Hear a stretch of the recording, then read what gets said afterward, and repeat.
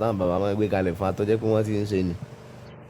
So wọ́n rò tó bá jẹ́ pé bẹ́ẹ̀ náà ló bá rí nítorí pé àwọn bàbá yẹn gangan ló bá dúró dò pé kọ́pọ̀lọpọ̀ ó ṣẹ̀ṣẹ̀ ṣe ni. Àgbékalẹ̀ ń bẹ ọgbọ́n ń bẹ nígbà náà nà bọ́ tí wọ́n ò ṣe. So àwa tá a tún wà ń ṣe náà lẹ́tọ́ à ń pè lólè yìí tẹ́ ń pè ní gbogbo ọkọ̀ tó jẹ mọ́ torí pé àwa lórí ayélujára lásán. So tá a bá fi bẹ́ẹ̀ lẹ̀ ní ìsìn bó wọn ó ti padà sí Google wọn ó ti lọ́mọ kan ni àbí bàbá wọn lọ́mọ rí ṣáà dùkú bàbá Fáyẹmí Ẹlẹ́bùúbọn wà jókòó sórí TikTok yìí. So ṣáà dùkú bàbá Fáṣayọ̀ Àlàbí wà sórí TikTok ṣé dáàdì tèmi wà sórí TikTok ni ọmọ táyé bí láyé ń pẹ̀ ni kì í ṣe pé àìní kan ṣe kì í ṣe tàìríṣẹ́ kọ́ iṣẹ́ ń bẹ ńlẹ̀ tó kúnlẹ̀ gidigidi táwọn bá decide láti jó ẹ̀tù fún ọjọ́ mẹ́wàá láì dáwọ́ dúró yóò sì máa jó fà lọ ni. So but àríbáwò yẹn fẹ́ máa abuse kìíní yẹn. Irú èmi yìí personally sí mo sọ fún bàbá aláyéré owó níjọ́ wo nìyẹn the first issues tó kọ́kọ́ gbé mi wá sórí any social media pé yàn ń go live onígbà tí ọba Solomon tó ń sọ pé kò sí babaláwo tó ní fàórí náà I could remember vividly anybody tó bá rí mi lórí TikTok àbórí Instagram tó ní mo join live video rí kó wá sọ the very first live video tí màá kọ́kọ́ jọ orí program ọba Solomon because it was rampant then babaláwo ò rí náà ifá ò rí náà ṣàǹṣọ gbó jágbàjàgbà so àwọn bàbá wa dẹ̀ ti máa ń sọ létí tí a ti pẹ́tipẹ́ tá a máa ń gbọ́ orin tá a máa ń gbọ́rọ̀ sí ti ẹ ṣàfọ̀mọ́ ifá èèyà ẹ ṣàfọ̀mọ́ ifá ibi táwọn alátakò gbé yẹ̀yẹ́ ike ẹ̀jẹ̀ wọn ò dàmọ̀ pé ifá ló láyé so wọ́n wá bú bàbá rẹ̀ ọlọ́jọ́ òkú rẹ̀ ò pé ọjọ́ òkú rẹ̀ pé ọ̀yẹ̀ ni so irú ọba Solomon wọn wá ń sọ̀rọ̀ àwárẹ̀ nìkankan come out láti sọ pé àwa náà gbìyànjú àsọ pé ẹ̀jẹ̀ àṣàfọ̀mọ́ fani tó gbé mi lórí kíní ni 5 months ago me ní 35 followers lórí TikTok because I don't create any content for anybody to follow me mo ò ní post fídíò kankan the only few videos that I have on my page is because so that people won't believe pé it's a fake account lásán ni tí ẹ bá dẹ̀ lọ kò sí nǹkan tó jẹun you hardly find traces of maybe wọ́n ń polówó fáàbí wọ́n ń ṣe anything purely conscious promotions ni so dáwọ́ adi pé ẹ̀rọ kálukú wá jáde lọ́tún ló ṣe gbogbo àmàwò tẹ́ ẹ lẹ́nu dedicate time fún èmi tẹ́ pé mo ti gún ọṣẹ lónìí gbogbo apá ló ń ro mí àìsàn lọ ẹ̀tù tán ní ìsìn ni àwa wá sórí TikTok ń bì pa fẹ́ fi while away times ká fáwọn tí ò nímọ̀ nípa ṣẹ̀ṣe nímọ̀ so kán wọ́n máa zoom gbé torí owó ni lórí TikTok yìí dẹ́ni mo ti rí dáadáa at least not less than 50 people will have sent me text message pé I want divinations tó o bá wà lára tó send message máa gbọ́ I've never respond to anyone because a ti mọ̀ pé déwájú dẹjọ́ bẹ́ẹ̀ ṣe máa ṣe náà nù òun ṣẹ́ṣẹ́rẹ́ tí jolùṣẹ́ lójú Ifá ti sọ ìka lọ́lọ́ gbẹ̀rì wọn ò gbójú gbígbó lájá wọn ò gbójú kíkàn lágbò wọn ò gbójú kíkọ lákòókò adìẹ wọn ò gbójú yíyan lálágẹmọ wọn ò gbójú lílà láwo ẹ fẹ́ káwọn babaláwo wá sọ̀rọ̀ fún yín but káwọn máa rùn pa kí wọ́n máa rùn dọ̀tí tó bá jẹ́ pé ẹ bá fáwa ní dọ̀tí ẹ̀ ní padà wà náà tó bá jẹ́ pé babaláwo bá rówó ra dátà tí ò rówó sọ́ọ̀bù sórí TikTok ẹ̀yin ò ní gbọ́n tó ń sọ náà ẹ̀ ní padà di ṣẹ̀ṣẹ̀ náà ibi tá a bá gungi lá ibi tá a bá gungi ẹ̀yin lábàá awo pọ̀ tap kalẹ̀ tap tap ẹ̀bùn kó lọ fà. so àdè sọ pé tap gbogbo kí wọ́n dẹ̀ send the coins mi lórí TikTok I've never withdraw a dime gbogbo ẹni bá send TikTok tó send the coins kan zero rẹ̀ jọ kán wá wò lákàntì mi ò withdraw a dime rí so wọ́n ẹ̀wà rí babaláwo lọ́nà ẹ̀wà máa sọ pé kò sí kíni àdè ń try láti ṣe kíni fún liberation ara yín ni so ẹ jọ̀ọ́ ẹ jẹ́ ká máa jọ ṣe pẹ̀lẹ́pẹ̀lẹ́ lórí ọ̀rọ̀ ní ètò yìí dé o so kò ń ṣe ibi rárá o tẹbi kọ́ o bí orin tí dádì wa máa ń kọ ni ọlá fáwa làwa ń gbéga o ọlá fáwa làwa ń gbéga o kì máa yí ṣèṣẹ́ o òye ìyà kọ́ la fi ń sìnrùn mọ́lẹ̀ o ọlá fáwa làwa ń gbéga o so tá a bá wá síbi a fẹ́ fi ṣèfọ́n rere fani kì í ṣe tẹbi kì í ṣe tìdáfá ọwọ́ kún already I personally have 2 business tí mo monitor that fetch me money tẹ́pẹ́ àwọn tó jọ rẹ̀ family mi gan lè wá mọ̀ pé wá lágbájá ló ní business mi because the main objective business kan ni kí wọ́n mọ̀ pé money the main objective is to make profit so ẹ wá sọ pé babaláwo tẹfá fún yẹn lọ́fẹ̀ẹ́ of course babaláwo ń ṣe dáadáa wọ́n tẹfá fún yẹn lọ́fẹ̀ẹ́ wọ́n lè gba 200,000 lọ́wọ́ ẹlòmíì wọ́n lè gba 150,000 lọ́wọ́ ẹlòmíì tó bá pé tó bá bá school ẹni tó gba 150,000 lẹ́lòmíì ò lè bá fowó kún but kí ẹ wá challenge ẹnìkan pé ẹni tó gbà pọ̀ I've watched it live on video that Baba Adeboye was saying do you have 1 billion naira to donate for God nobody complain wọ́n ṣe ọ̀nà 1 kilometre Nàìjíríà kán mú ọ̀nà tap ccg ṣe tó jẹ́ 1 kilometre wá. And people were coming out, they were donating 1 billion. Are they donating those money for Jesus or for the church? Because Babalawo náà ló ní issues pẹ̀lú wọn. So once these people are online, ebi ló ń pa wọ́n ń wá oúnjẹ ni. Tí yóò bá tiẹ̀ rí nǹkan ṣe gan tó bá rọra ká mọ́ wáìfù ẹ̀ tó náà ra ń gbọ́n òtútù ọ̀yẹ́nu wẹ́rẹ́wẹ́rẹ́ àárẹ̀ lárẹ̀ náà. So Ifá bá wa ṣe lórí ọ̀rọ̀ tìtẹ̀fá dé kò sí ẹni tó lè tànkẹ́ ẹni bá ta tiẹ̀ ní 150,000 tó bá ti bẹ́ẹ̀ ṣe tó dára ìyẹn ni ó dì mú.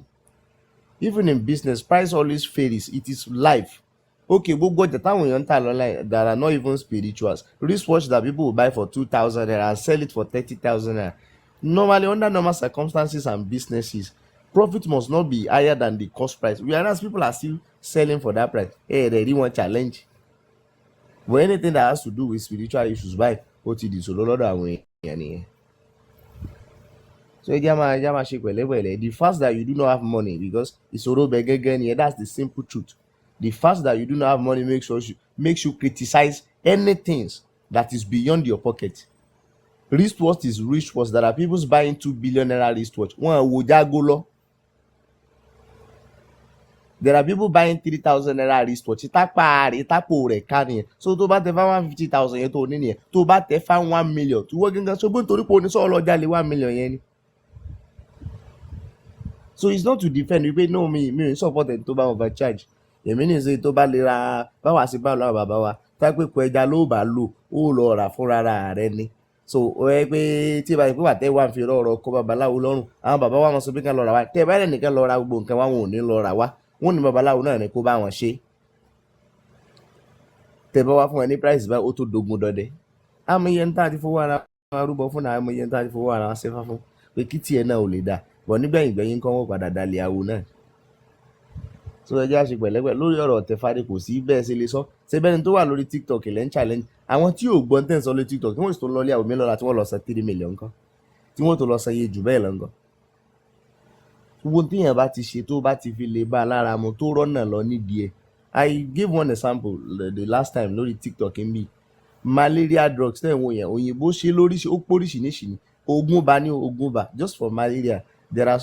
some for 10,000 naira whereas there is paracetamol for 20 naira or 30 naira.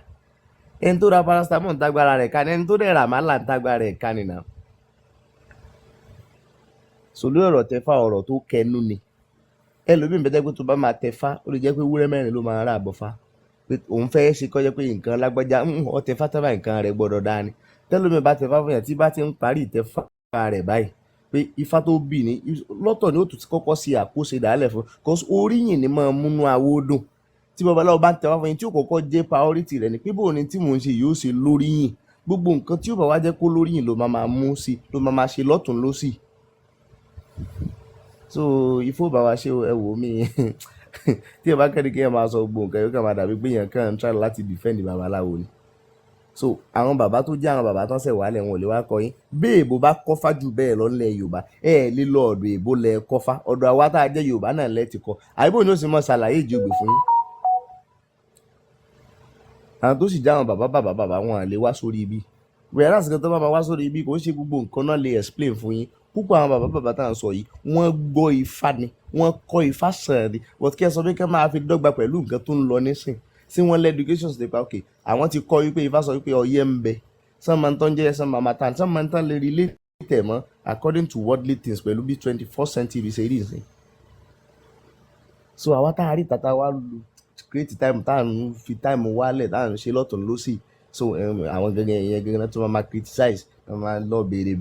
wọ́n máa dorí awo he wọ́n máa dàpọ̀ mọ́ bí èyàn ọ̀gbẹ̀rí náà lẹ́dẹ̀ ń dá alẹ̀ all because of nígbà tí ò bá lówó náà lọ́nà máa di káàkiri that's the truth. Owó yẹn ti inconvenient 30,000 mo lè pẹ́ sí wọ́n ní 10,000 kiri tó bá lówó lọ́mọ sọ fáwọn pé nǹkan báyìí bàbá tí mo rí jàsà báyìí of course ó dẹ̀ bẹ́tà ju kí a máa sọrí lágbájá kẹ́ máa sọ́pọ̀ máa kẹ́ máa sọrí bí pọ̀ mọ́ sí lọ. So ifó ṣàánú wa ifó jẹ́ kí gbogbo ọ̀rọ̀ náà lọ ifó fara dẹ̀ wá o babaláwo gangan tí ẹ̀ bá wà mí jáde ń ṣàkóso fúnra rẹ̀ tó ń ná 500,000 tó ń dorí ọ̀ní tó ń ra orí ìrò tó ń ra orí ẹkùn tó ń ra orí àgbọ̀nrín èèyàn mọ̀ pé kásá iṣẹ́ ni wọ́n ń ṣe ẹni tó bá sì ní irọ́ ni kó fìsì lé babaláwo tó bá jẹ́ babaláwo lọ́sẹ̀ kan kó gún dó kó gún lọ kọ́mọ bí ṣe rí tọ́wọ́ rẹ̀ ọ̀bá ya tó bá jẹ́ pé bí ọ̀sẹ̀ mẹ́ta ní ó fi máa fi ṣe apá ríro lásán. So ifo bá wa ṣe o ìtẹ́fà yìí ṣe pé bóyá kò níye ẹ bá nìkan tó sọ pé 150,000 o sáré pé onígbàgbọ́ náà lójú ọlọ́dọ̀ rẹ̀ ṣe 150,000 bó bá ní 200,000 bá ní ṣe 200,000 ṣùgbọ́n rí pọ́dọ̀ àwòrè lọ́lọ́ àkóso táwọn sọ ìníṣẹ́ lómi ìfẹ́ ìgbé rẹ̀ tó gbé dání tó jẹ́ pé ó dá lójú tàdá 250,000 ló parí ẹ̀ ó rẹ̀ lọ́dọ̀ babaláwo bí ó sọ pé òun ó ṣe fẹ́ ìgbé fẹ́ sí fẹ́ ìgbé tí wọ́n á forí ẹkùn kan sí àtórí ẹkùn mẹ́rin só papọ̀ mọ́ra wọn ni ìmọ̀fá ò kọ̀dí síbi kan ìmọ̀fá kọ̀yìn síra wọn ni ìtẹ́fá lọ́dọ̀ ẹlòmí ó ti bá dé pé tóun ó bá tẹ̀fá fún ọ tó ti nígbàgbọ́ nù ẹ̀ pé kó o lè rọ́nà lọ màálù lòun ó pabọ́ fẹ́ ìjọ kẹta sẹ́ni tó wá ti lódò pé má bá ṣe ọwọ́ tèmi tẹ́sí bí gbàlà ló bá wá kó o lè rí gbàlà tó wá ní òun màálù lòun máa pa ń tòun tó ń bá ti tẹ̀fá fún èèyàn kó lè rọ́nà lọ kó lè rí gbàlà o wá sí iye kan náà ni ó wà cháàjì pẹ̀lẹ́ ni tó jẹ́ pé ìwúrẹ́ ló máa pabọ́ fáàrẹ̀ ìjọ kẹta so ibi tó ń kálukú bá ti ṣàwọ̀ ẹ̀ ló máa owó tẹ̀lẹ̀ kó kalẹ̀ yìí torí pé gbẹ̀rì kíyèsí ni tẹ́ ẹ bá kó kalẹ̀ tẹ́ bá kó 150,000 kalẹ̀ tó bá débi wọn ò ti sọ̀rọ̀ rẹ̀ tí bá ń fi ọpọlọ gbé tí ń sírò rẹ̀ dé méní méjì wọ́n ṣe nǹkan báyìí wọ́n ṣe nǹkan báyìí ó fáńgbọ́ owó yẹn máa pé ó máa tálì pẹ̀lú 150,000 tó ẹni tó bá dẹ̀ sí 500 tó bá lọ kíyèsí pé ewúrẹ́ yẹn olórí àkẹ́tì ń bẹ nífẹ̀ẹ́ ni ìdìbò ṣe ń yí bítọ́n nì ìgbà tí ẹ máa pa òbúkọ yẹn itú tó wurun gbọ̀n ní àgbà àmàlẹ́ tí ọ̀gbọ́n kọ́kéwú ni so náà rí gbogbo tí ẹ bá lò fún náà adìẹ ní ìsìnkú sọ pé ó ti di bóyá ń gbà wo ti ẹ sáwó táyà rúbọ dáadáa ní òjá mọ yín tádìẹ dá torí Ọlọ́run so ifo faradẹ wá olóòtú akínyìn o ẹ mọ faradà gbogbo tí yẹn bá ti ń ṣe láàyè náà ni yóò máa dàbí ẹni pé yóò máa rí pé níjà mẹ so ifá ti sọ dáadáa so àwa là ní wo bẹ̀ lẹ́yìn pé kákan máa tó fi ní létí pé tó kì í ṣe torí owó ọlá afá àti wà làwọn ń gbéga ẹ̀ làbọ̀ rú ẹ̀ làbọ̀ yìí ẹ̀ làbọ̀ ṣiṣẹ́.